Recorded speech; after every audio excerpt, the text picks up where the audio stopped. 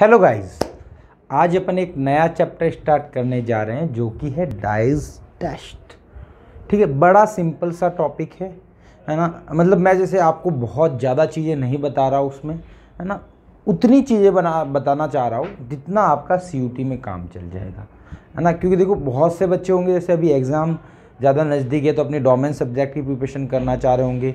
CUT में हो reasoning एकदम अलग से पढ़ रहे हैं तो हो सकता है उसके लिए ज़्यादा बर्डन हो रहा है। तो मैं ज़्यादा चीज़ों को वास्ट नहीं करके थोड़ी सी जो अपने लिमिट में जो चीज़ें है ना, बहुत कम में अच्छा आप स्कोर कर पाओ।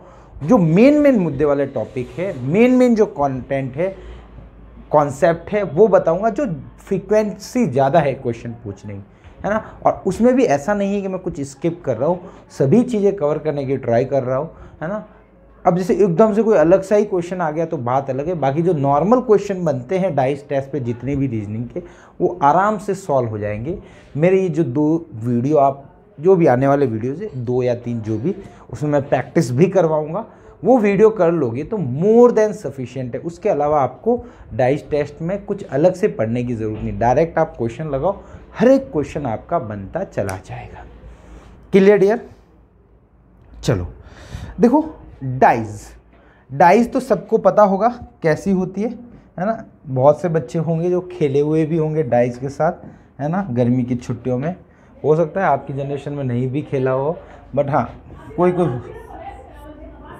जैसे ये बना हुआ डाइस, ठीक है। डाइस के टोटल 6 फेसेस होती है, आपको ये पता होगा, है ना। उस पर नंबर्स लिखे होते हैं 1 से लेके 6 के बीच में, ठीक है। अब देखो डाइस में ज़रूरी नहीं है नंबर है ना। नंबर तो अपन जो देखी हुई वो डाइस में नंबर है, बट आपके क्वेश्चन बनते हैं तो उसमें ये हो सकता है अल्फ़ाबेट्स हो, ABCDEF हो, 6 अलग अलग सिंबल्स हो, स्टार, हैच, डॉलर, है ना, एंड, है ना, इस टाइप के कुछ भी, लेस देन, ग्रेटर देन, है ना। तो ये सब टाइप के आपके कुछ आपके सिंबल से भी रिप्रेजेंट करके सॉल्व करवाने की ट्राई कर रहा हूँ। करने का तरीका वही सेम है, उसमें कोई डिफरेंस नहीं। जो कॉन्सेप्ट बता रहा हूँ उसी कॉन्सेप्ट के बिहाव पे आपके क्वेश्चन सॉल्व हो जाएंगे, ठीक है डियर। चलो देखो डाइज में सबसे पहले अपने 2 डाइज होती है, एक होती है स्टैंडर्ड, दूसरी होती है जनरल डाइज, ठीक है। इन दोनों में डिफरेंस क्या है? तो देखो जनरल डाइज होती है ना, स्टैंडर्ड डाइज जो भी होगी ना उसके अपोजिट फेस का सम 7 होगा।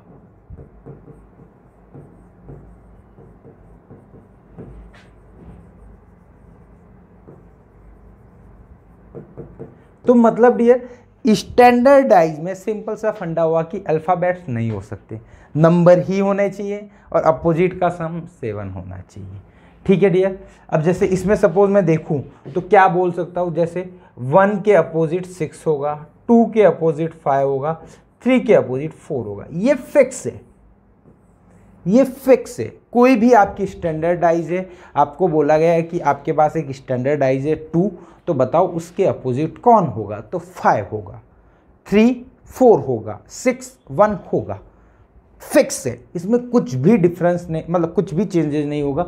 इफ उसने बोला है स्टैंडर्डाइज है तो आपका ऐसा होगा। और जब तक वो स्टैंडर्डाइज नहीं बोले तब तक आप अपने लेवल पे कुछ भी अजम्पशन नहीं लेना है, ठीक है। स्टैंडर्डाइज और मतलब ऐसा नहीं, मतलब वो स्टैंडर्डाइज नहीं लिखा हो और आप स्टैंडर्डाइज की तरह सॉल्व करके आ जाओ। वो जनरल डाइज के बारे में बात कर रहा हो सकता है स्टैंडर्डाइज, वो आपको नहीं पता है। चलो डियर, तो ये हो गई दोनों डाइज। जनरल डाइज बतानी बात है, बाकी इसमें जनरल डाइज में ये होता है डियर, अपोजिट फेस का सम 7 नहीं होता है।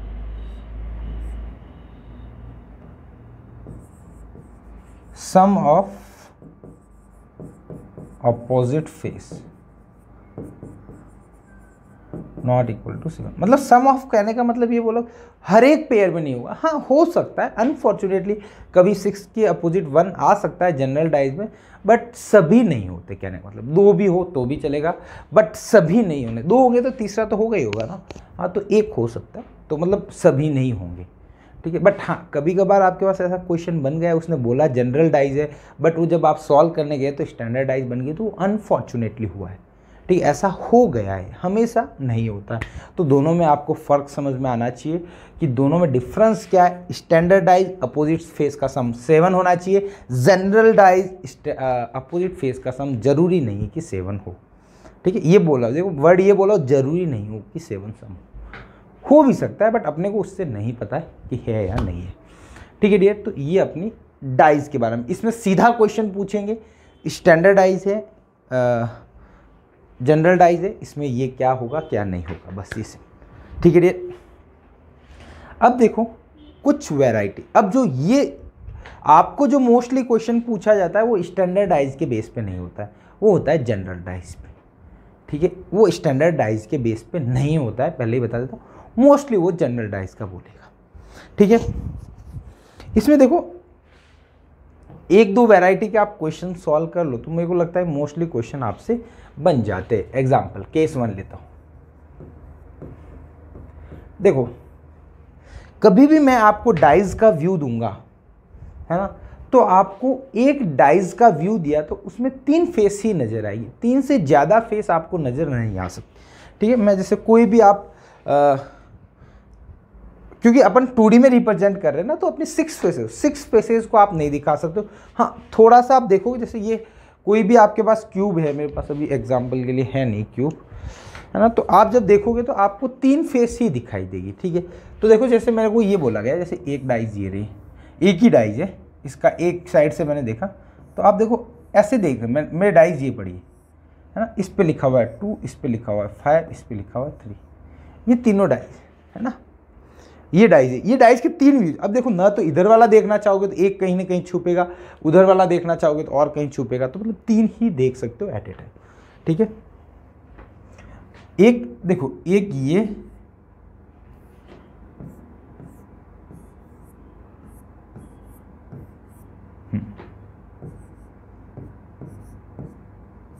ठीक है। अब देखो ये 2 व्यूज है, ये क्या है, 2 डिफरेंट व्यूज,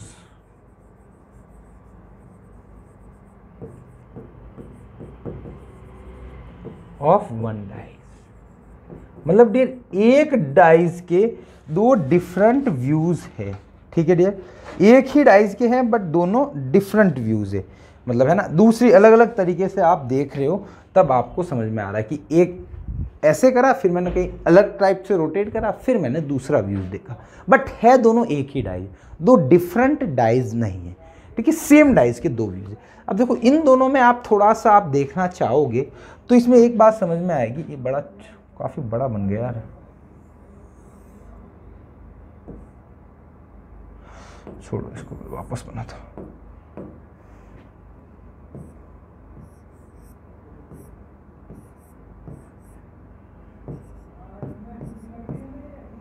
ठीक है, तो इन दोनों में देखो स्पेशलिटी क्या है, स्पेशलिटी इसमें यह है कि दोनों में क्या है, 1 नंबर कॉमन, 1 एलिमेंट कॉमन,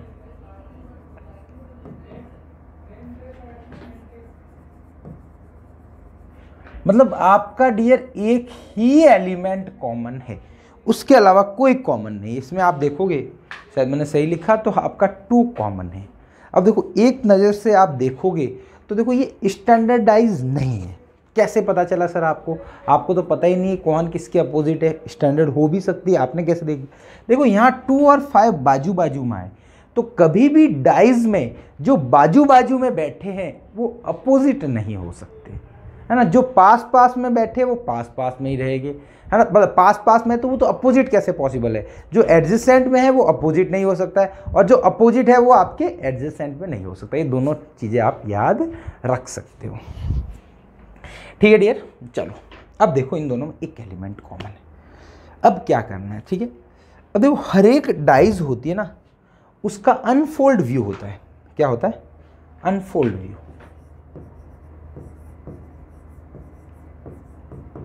जैसे आपको पता है 6 फेसेस होती है, मैं अनफोल्ड व्यू एक ऐसा बनाया, ठीक है, ये अनफोल्ड व्यू। अब देखो इसमें क्या होगा, ये ऐसे फोल्ड हो जाएगा, ये ऐसे फोल्ड हो जाएगा, ये ऊपर आ जाएगा सबसे, तो ये अनफोल्ड व्यूज हो गया है ना। तो ये यहाँ पे जो नंबर होगा उसके अपोजिट ये होगा, इसके अपोजिट ये होगा और इसके अपोजिट ये होगा। ये एक दूसरे के सभी अपोजिट होंगे। देखो मेरे पास कुछ ऐसा एक और एप्लीकेशन है, वो इसमें होगी तो मैं बता सकता हूँ, इजी नोट शायद है ना। तो ये आपको समझ में आ रहा होगा, एक एक अपोजिट, जो अपोजिट है वो एक एक दूसरे के अपोजिट होंगे। सेम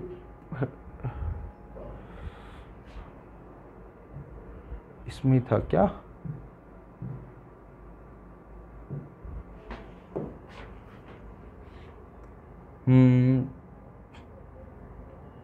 ज्योमेट्री, हाँ ये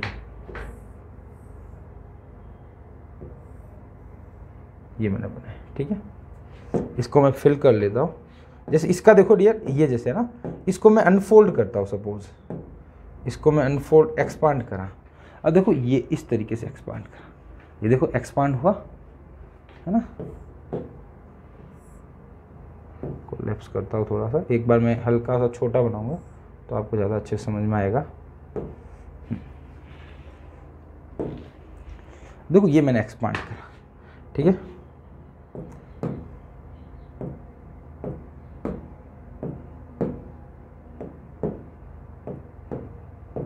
ये देखो ये मैंने एक्सपांड करा है ना। अब देखो आप एक्सपांड करा ना, अब देखो ये इसको मैं कोलैप्स भी कर सकता हूँ, ठीक है। तो कोलैप्स करूंगा तो क्या बनेगा, आपका एक स्क्वायर बन जाएगा। तो देखो डियर मैं इसको फोल्ड करता हूँ अपना, सपोज इस डाइज को, सॉरी ये क्या एक्सपांड फॉर्म है, इसको देखो फोल्ड करा, अब देखो ये फोल्ड बना। अब देखो इसको एक्सपांड कर रहा हूँ, वापस मैं बता रहा हूँ आपको, देखो एक्सपांड करा तो देखो ब्लू और आपका रेड अपोजिट है ना। ये आपका क्या बोलेंगे, ऑरेंज और बैंगनी वायलेट है ना, ये दोनों अपोजिट है, ब्लैक और ग्रीन।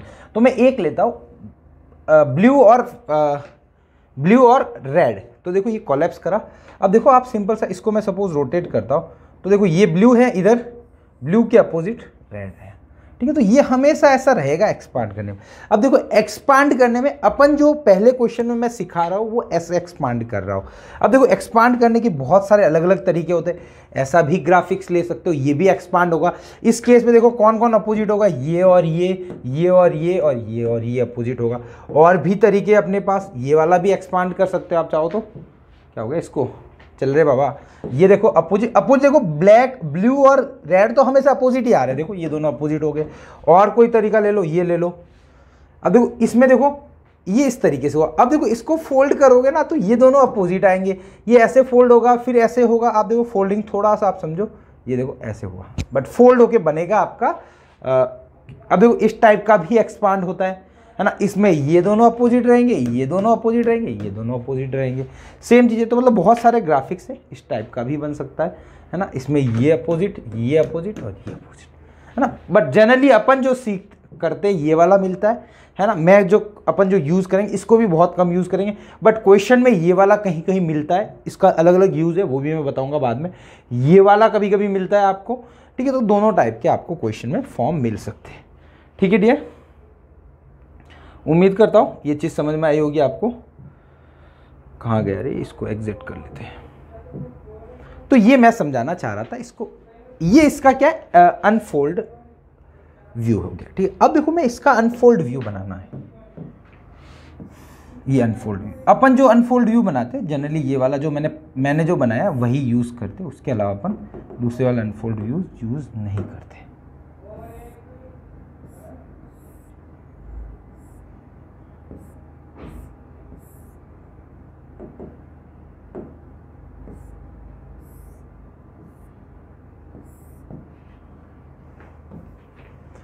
सॉरी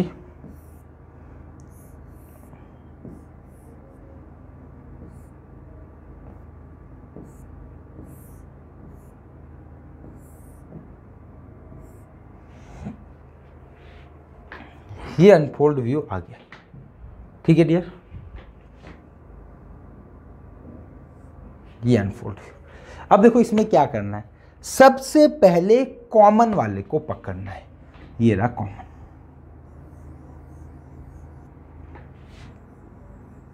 इसको सबसे मिडल में लिख लो, ठीक है। मैं यहाँ पे एक नंबरिंग लिख रहा हूँ 1 2 3 4, ठीक है। आप 1 2 3 4 किधर से भी स्टार्ट करो, कोई दिक्कत नहीं, सेम आंसर आएगा,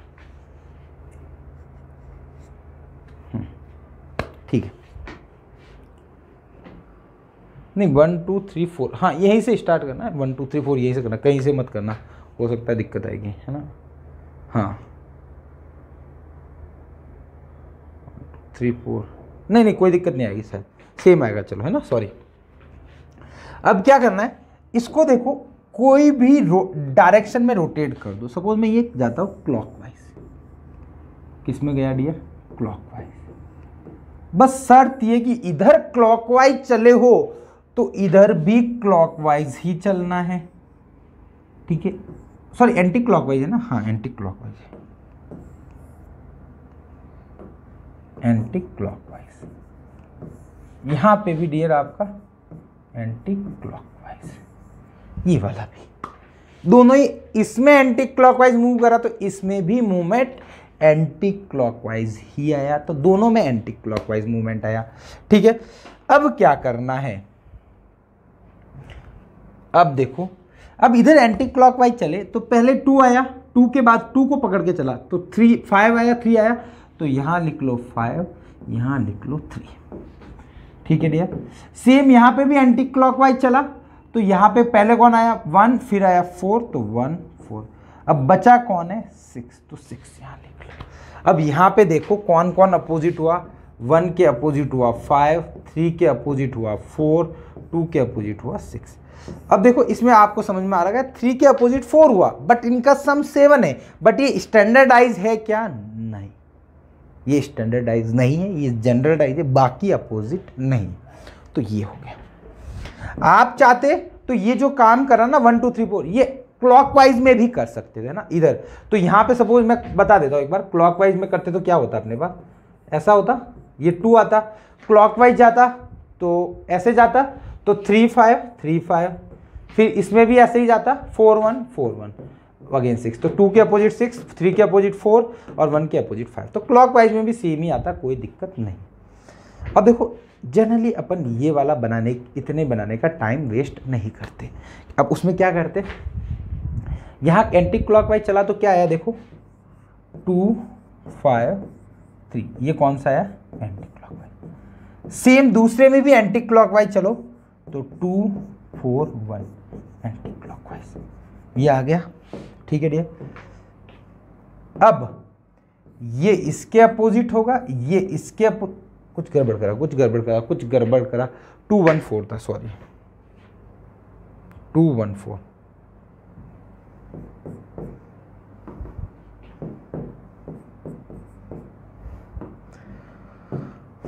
अब ये इसके अपोजिट आ गया, ये इसके अपोजिट आ गया, अब 2 के पीछे कौन बचा है अकेला 6, तो 6 इसके अपोजिट हो गया। देखो सेम रिजल्ट मिला आपको, कोई डिफरेंस नहीं है, आपको ये बनाने की जरूरत भी नहीं, ऐसे ही सॉल्व हो जाए। आप एंटी क्लॉकवाइज लेना हो तो दोनों को एंटी क्लॉकवाइज लेना, क्लॉकवाइज चाहते हो आप तो दोनों को क्लॉकवाइज ही लेना, बस ये ध्यान रखना, ठीक है डियर, है ना। तो ये आपका एंटी क्लॉकवाइज क्लॉकवाइज जैसे भी रोटेशन करना चाहते हो कर लो। तो एक टाइप का ये क्वेश्चन हो गया, दोनों में एक नंबर कॉमन हो तो कैसे सॉल्व होगा, ठीक है। एक नंबर कॉमन हो तो भी आप सभी अपोजिट वाले निकाल सकते हो, ठीक है डियर। और भी कुछ ट्रिक्स हैं वो मैं बाद में डिस्कस करूंगा आपके साथ, है ना, जिसमें 2-3 व्यूज दे रखे उसको फास्ट एलिमिनेट करके कैसे सॉल्व करते हैं वो बात सेकेंडरी, बट मेन कॉन्सेप्ट वाले मुद्दे की बातें ये थी। केस सेकंड की बात करूं, 2 एलिमेंट कॉमन,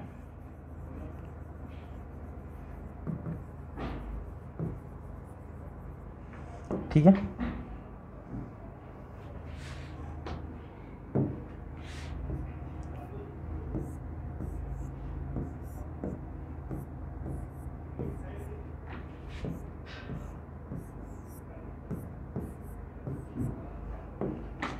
आपके 2 एलिमेंट कॉमन है, सपोज मैंने लिया 2 3 और 5, ठीक है, 2 3 और 5।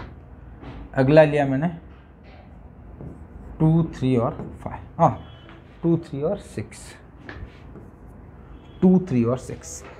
तो जब आपके दो एलिमेंट कॉमन है, ठीक है, और मैंने ये आपको बोल दिया, मैंने ये आपको बात बोल दी है, रुको 2 सेकंड को, मैंने कुछ गड़बड़ करी क्या, 2 3 2 3 6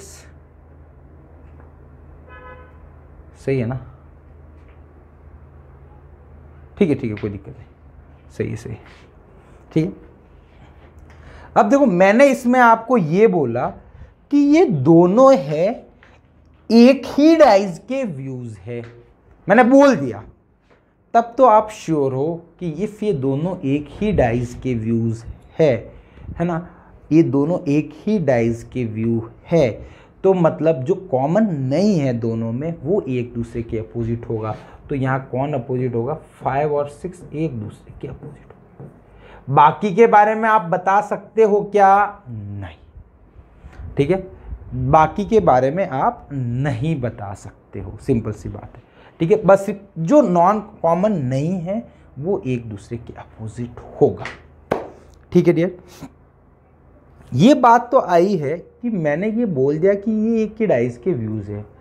सपोज उसने ऐसा कहीं मेंशन नहीं करा कि एक ही डाइज के व्यूज है, या फिर आपको चेक करने के लिए बोला है कि एक ही डाइज के ये दोनों व्यूज हो सकते हैं क्या, है ना, पॉसिबिलिटी है या नहीं है। तो देखो उस केस में कैसे करना है, इसको 2 को पकड़ो, 2 3 5 गया, कहाँ गया मैं, 2 3 5, इधर भी 2 को पकड़ो, 2 3 6, मतलब 2 3 से ही जाना है, 2 3 गया था, इसमें भी 2 3 जाओ, 2 3 6। अब देखो ये जो आपने निकाला है ये है आपका एंटी क्लॉकवाइज और ये है आपका क्लॉकवाइज। ये दोनों डिफरेंट होंगे हमेशा, ये दोनों डिफरेंट होंगे तभी ये 5 और 6 अपोजिट हो सकते। इफ ये दोनों सेम हो गए ना और आपको बोले थी 5 के अपोजिट बताओ, तो आप नहीं बोल पाओगे क्योंकि वो डाइज पॉसिबल ही नहीं है। इफ ये दोनों अपोजिट हो गए तब तो डाइज पॉसिबल है, सेम हो गए तो डाइज पॉसिबल नहीं होगा। सपोज मैं एग्जांपल लेता हूं, 2 4 1